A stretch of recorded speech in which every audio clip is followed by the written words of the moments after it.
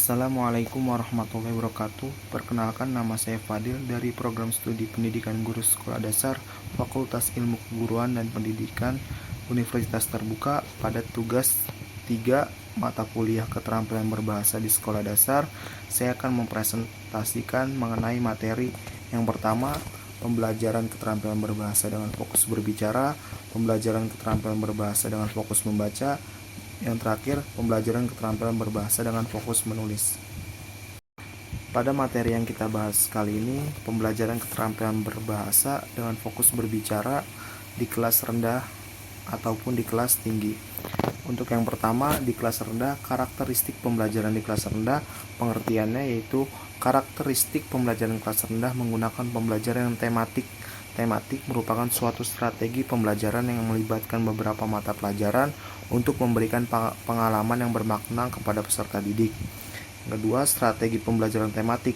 Pembelajaran tematik ini lebih menggunakan pengalaman belajar peserta didik, misalnya bersahabat, menyenangkan tapi bermakna bagi peserta didik. Yang kedua, penanaman konsep atau pengetahuan dan keterampilan peserta didik belajar melalui pengalaman langsung dan menghubungkan pada konsep lain yang sudah dipahami. Bentuk pembelajarannya dikenal sebagai pembelajaran terpadu. Yang terakhir, ciri-ciri pembelajaran tematik gimana? Pembelajaran tematik memiliki ciri-ciri yang pertama, berpusat pada peserta didik, memberikan pengalaman langsung, pemisahan mata pelajaran tidak jelas, mengintegrasikan konsep dari berbagai mata pelajaran, fleksibel, dan hasil belajar berkembang sesuai minat dan kebutuhan peserta didik. Pembelajaran tematik memiliki keunggulan bahwa pengalaman dan kegiatan belajar dapat disesuaikan dengan tingkat perkembangan dan kebutuhan peserta didik. Hal ini membuat proses belajar menjadi lebih menyenangkan, berkesan. Selain itu, hasil belajar juga lebih bertahan lama karena berisi pengetahuan yang bermakna dan relevan. Dalam pembelajaran tematik, guru dapat mengembangkan keterampilan peserta didik, baik keterampilan sosial maupun keterampilan lainnya. Peran tematik dalam proses belajar sangat penting. Dengan demikian, peserta didik dapat memusatkan perhatian pada suatu tema atau topik, mempelajari pengetahuan dan mengembangkan kompetensi mata pelajaran dalam tema yang sama. Pemahaman terhadap materi pelajaran juga menjadi lebih mendalam dan berkesan. Selain itu, kompetensi berbahasa juga dapat dikembangkan lebih baik. Guru dapat menghemat waktu karena proses belajarnya dapat dilakukan secara efisien. Namun, dalam pembelajaran tematik juga perlu diperhatikan beberapa hal. Perlu dipertimbangkan alokasi waktu setiap tema, memperhitungkan banyak sedikitnya bahan yang ada, pilih tema yang terdekat dengan kehidupan sehari-hari peserta didik, utamakan kompetensi dasar yang akan dicapai. Tahapan dalam menyusun pembelajaran tematik harus diawali dengan mempelajari kompetensi dasar pada kelas dan semester yang sama setiap mata pelajaran, kemudian memilih tema yang dapat mempersatukan kompetensi tersebut. Materi pembelajaran berbicara di kelas rendah. Materi pembelajaran yang berdasarkan SKKSD mencakup yaitu yang pertama, memperkenalkan diri, menyapa orang lain, mendeskripsikan, membaca puisi, menjelaskan gambar, percakapan, menyampaikan rasa suka, memerankan, bertanya, menceritakan, mendeklamasikan, menceritakan pengalaman, menjelaskan urutan, memberi tanggapan, bertelepon, dan menceritakan peristiwa. Dalam perencanaan, pelaksanaan, dan penilaian berbicara di kelas rendah, perencanaan pembelajaran berbicara di kelas rendah harus dilakukan secara sistematis dan sesuai dengan tujuan pembelajaran yang ditetapkan. Guru perlu menyiapkan materi pembelajaran serta mengatur durasi waktu untuk setiap topik yang akan dibahas. Selain itu, guru harus memperhatikan kemampuan dan kebutuhan siswa serta memilih topik yang relevan dan menarik bagi mereka. Dalam perencanaan, guru dapat mempertimbangkan variasi aktivitas dan media pembelajaran yang digunakan untuk menggabungkan pengalaman dan pengetahuan sosial. Pada tahap pelaksanaan pembelajaran berbicara di kelas rendah, guru disarankan untuk menggunakan metode yang menarik dan interaktif. Berbagai strategi seperti permainan peran, debat, atau diskusi dapat digunakan untuk meningkatkan kemampuan berbicara siswa. Selama proses pembelajaran, guru harus memantau perkembangan siswa serta mengevaluasi kemajuan belajar mereka. Penilaian kemampuan berbicara dapat dilakukan dengan beragam metode seperti observasi, tes tertulis, atau wawancara. Saat menilai, guru perlu memperhatikan aspek-aspek seperti kelancaran berbicara, kohesi, dan kosakata yang digunakan siswa. Sekarang kita membahas pembelajaran keterampilan berbahasa dengan fokus berbicara di kelas tinggi. Pembelajaran terpadu adalah pembelajaran yang menghubungkan aktivitas peserta didik, berinteraksi dengan lingkungan, dan pengalaman dalam kehidupannya. Pada umumnya, tingkat perkembangan masih melihat segala sesuatu satu keutuhan, serta mampu memahami hubungan antara konsep secara sederhana. Proses pembelajarannya masih bergantung pada objek-objek konkret dan pengalaman yang dialami secara langsung. Memperhatikan tahapan perkembangan berpikir tersebut, kecenderungan belajar peserta didik usia sekolah dasar menunjukkan 3 ciri. Yang pertama konkret, yang kedua integratif, dan yang ketiga hierarkis. Beberapa aspek yang perlu diperhatikan agar proses pembelajaran berjalan dengan maksimal dan optimal meliputi yang pertama fisik, yang kedua bahasa, ketiga kognitif, yang keempat sosial, yang kelima emosi, dan yang keenam agama. Materi kedua yang kita bahas yaitu pembelajaran keterampilan berbahasa dengan fokus membaca. Pembelajaran bahasa Indonesia dari jenjang sekolah dasar sampai SMA diintegrasikan antara 4 keterampilan utama yaitu mendengarkan atau menyimak, berbicara, membaca, dan menulis. Selain keempat keterampilan tersebut, semua aspek bahasa juga dipertimbangkan. Meskipun keempat keterampilan tersebut saling terkait dalam prakteknya, guru dapat memfokuskan perhatian pada salah satunya. Dengan demikian, pembelajaran bahasa Indonesia dengan fokus membaca berarti pusat pembelajaran bahasa Indonesia difokuskan pada keterampilan membaca. Adapun tujuan pembelajaran membaca di kelas rendah dapat ditentukan atau dicari guna melalui pemahaman kompetensi mata pelajaran bahasa dan sastra Indonesia yang tertera dalam peta kompetensi untuk mata pelajaran bahasa dan sastra Indonesia yang termasuk sekolah dasar di kelas rendah adalah yaitu kelas 1 dan 2, sedangkan di kelas tinggi yaitu mulai dari kelas 3 sampai dengan kelas 6. Gusti Ngurah Oka pada tahun 1983 mengemukakan 6 macam pengajaran membaca, yaitu pengajaran membaca permulaan, pengajaran membaca nyaring, pengajaran membaca dalam hati, pengajaran membaca pemahaman, pengajaran membaca bahasa, dan yang terakhir pengajaran membaca teknik. Secara teoritis, tujuan membaca di SD di kelas rendah adalah untuk membina kemampuan siswa dalam mengasosiasikan huruf dengan bunyi-bunyi bahasa, serta membina gerak mata membaca dari kiri ke kanan. Selain itu juga untuk membina kemampuan membaca kata-kata atau kalimat-kalimat pendek. Menurut Henry Guntur Taringan, ada 2 aspek yang penting dalam membaca seperti berikut. Yang pertama, keterampilan yang bersifat mekanis yang dapat dianggap berada pada urutan yang lebih rendah. Yang kedua, keterampilan yang bersifat pemahaman yang dapat berada pada urutan yang lebih tinggi yang mencakup berbagai aspek. Berdasarkan kurikulum 2004 secara tersirat, dalam kompetensi dasar ini terdapat tujuan membaca yang harus dikembangkan oleh guru. Kompetensi dasar itu adalah yang pertama, kompetensi dasar membaca kelas 1 atau di kelas rendah. Yang pertama, membiasakan sikap membaca yang benar. Yang kedua, membaca nyaring. Yang ketiga, membaca bersuara atau lancar. Yang keempat, membaca penggalang cerita. Yang kedua, kompetensi dasar membaca di kelas 2. Yang pertama, membaca bersuara, membacakan teks pendek. Yang kedua, membacakan untuk kesenangan. Yang ketiga, membaca puisi.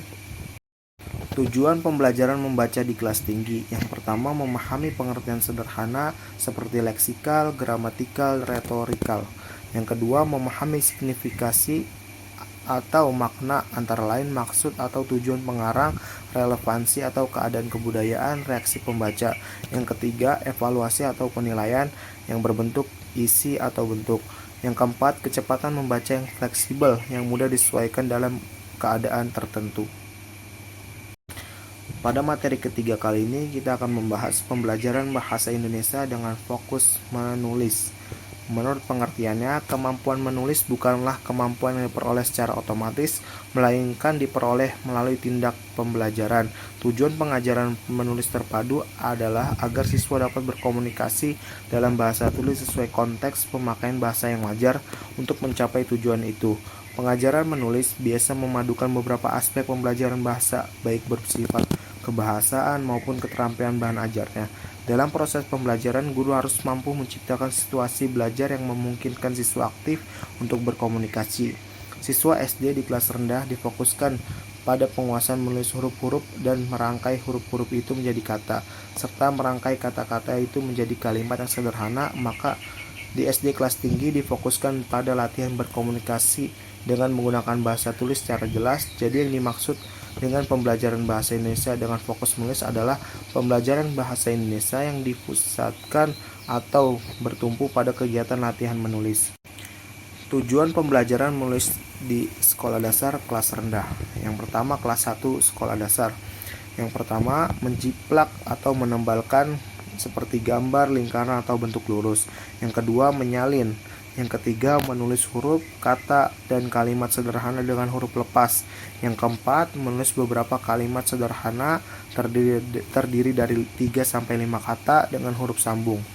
Untuk kelas 2-nya, menuliskan pengalaman menggunakan kalimat sederhana dengan huruf sambung. Yang kedua, menuliskan yang didiktekan guru dalam huruf sambung dengan benar. Yang ketiga, menuliskan yang didiktekan guru dalam huruf sambung dengan benar. Dan untuk kelas 3-nya yaitu menuliskan karangan dari pikiran sendiri dengan menggunakan pilihan kata dan kalimat yang tepat. Yang kedua, menulis karangan berdasarkan rangkaian gambar sering menggunakan kalimat yang makin kompleks. Dan yang ketiga, menulis petunjuk membuat mainan dan menjelaskan cara memainkannya. Tujuan pembelajaran menulis di sekolah dasar kelas tinggi. Yang pertama, kelas 4, memahami isi percakapan dan melengkapi percakapan tersebut. Yang kedua, menulis deskripsi tentang benda di sekitar atau seseorang dengan bahasa yang baik dan runtut. Yang ketiga, mengisi formulir dengan benar. Untuk kelas 5 SD, menulis karangan berdasarkan gambar yang sering diacak, menulis karangan dengan bahan yang tersedia. Yang ketiga, menulis pengalaman pribadi dalam bentuk prosa sederhana. Dan yang terakhir, untuk kelas 6 SD, menyusun naskah pidato sambutan dengan bahasa komunikatif dan santun, menyusun percakapan berdasarkan ilustrasi gambar, dan yang ketiga, menyampaikan informasi dalam bentuk iklan dengan bahasa yang komunikatif. Standar kompetensi pembelajaran bahasa Indonesia dengan fokus menulis. Yang pertama, untuk kelas 1 SD, mampu menulis beberapa kalimat yang dibuat sendiri dengan huruf lepas dan huruf sambung, menulis kalimat yang didiktekan guru, dan menulis rapih menggunakan huruf sambung. Untuk kelas 2-nya, mampu menulis beberapa kalimat dibuat sendiri dengan huruf sambung, menulis kalimat yang didiktekan guru, menulis melengkapi cerita, menulis rapih menggunakan huruf sambung, dan menuliskan pengalaman tentang kesukaan dan ketidaksukaan. Untuk kelas 3-nya, mampu mengekspresikan berbagai pikiran, gagasan, pendapat, dan perasaan melalui menulis karangan dari pikiran sendiri, menyusun ringkasan bacaan, menulis karangan berdasarkan rangkaian gambar seri, dan menulis pertunjukan. Selanjutnya, untuk kelas 4 SD, mampu mengekspresikan berbagai pikiran, gagasan, pendapat, dan perasaan dalam berbagai ragam tulisan melalui melengkapi percakapan, menulis deskripsi, mengisi formulir sederhana, melanjutkan cerita narasi, menuliskan surat, menyusun paragraf, dan menuliskan pengumuman serta menulis cerita rekaan dan melanjutkan pantun.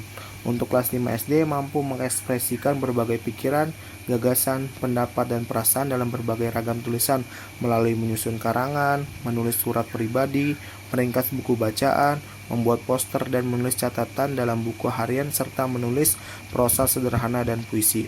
Dan yang terakhir, untuk kelas 6 SD, mampu mengekspresikan berbagai pikiran, gagasan, pendapat, dan perasaan ke dalam berbagai ragam tulisan melalui mengisi formulir sederhana, menyusun naskah sambutan atau pidato, menulis iklan sederhana, menyusun ringkasan, menyusun rangkuman, dan menulis surat resmi, serta memparafrasekan puisi dan menyusun percakapan.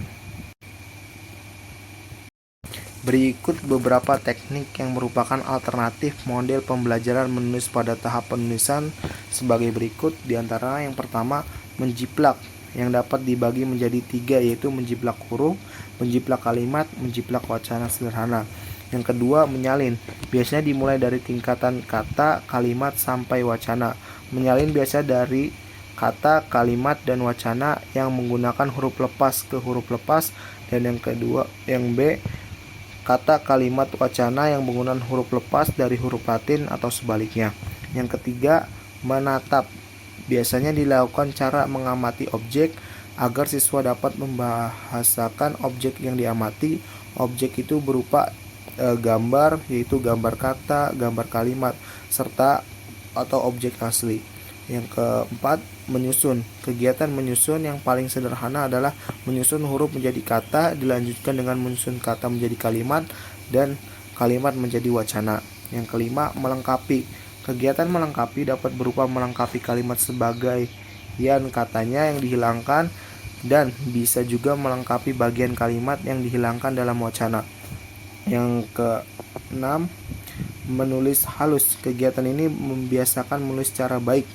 Yang ketujuh, ditekan guru dengan memperdengarkan kata, kalimat, atau wacana sederhana kepada siswa agar mereka menuliskan apa yang mereka dengar. Dan yang terakhir, mengarang, yang dapat dilakukan dengan bantuan gambar dan dapat pula tanpa bantuan gambar.